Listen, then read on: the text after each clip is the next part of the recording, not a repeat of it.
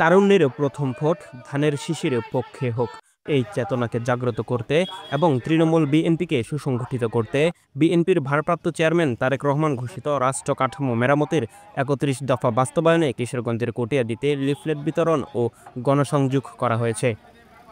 শনিবার দুপুরে কটিয়াদী আসমিতা বানিয়াগ্রা মসুয়া বাজারে ৩১ দফা বাস্তবায়নে জনসংযোগ করেন ত্রয়োদশ জাতীয় সংসদ নির্বাচনের কিশোরগঞ্জ ২ আসনের মনোনয়ন প্রত্যাশী ও পাকুন্দিয়া উপজেলা বিএনপির সভাপতি অ্যাডভোকেট জালাল উদ্দিন। জনসংযোগকালে ৩১ দফা বাস্তবায়নে স্থানীয় বাসিন্দাসহ বিভিন্ন শ্রেণী পেশার মানুষের হাতে লিফলেট তুলে দেওয়া হয়।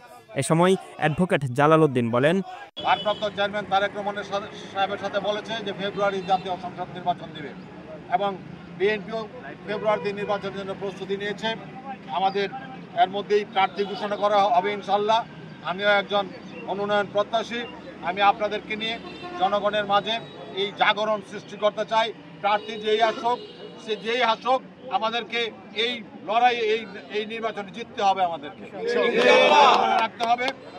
প্রার্থী বড় কথা নয়, মার্কাটাই বড়।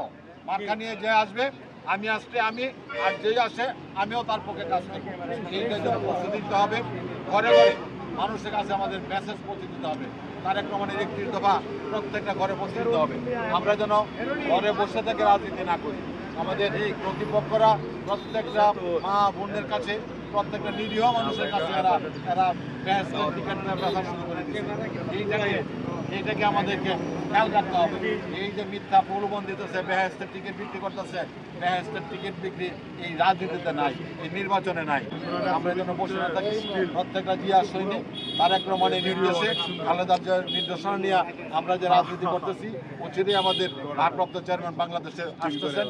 ওনাকে নিয়ে আমরা মাঠে নামবো এবং আমি কথা দিচ্ছি, আমি মনোনয়ন পাই বা যেই মনোনয়ন পাই, প্রত্যেকটা ঘরে ঘরে তারেক রহমানের এই মেসেজ পৌঁছে দিব এবং বিএনপিকে এই ২৬ সালের নির্বাচনে জয়যুক্ত করে এই বিগত ১৭ বছরের বঞ্চনা লাঞ্ছনার যে ইতিহাস, এই ইতিহাসকে পাল্টে দিতে হবে।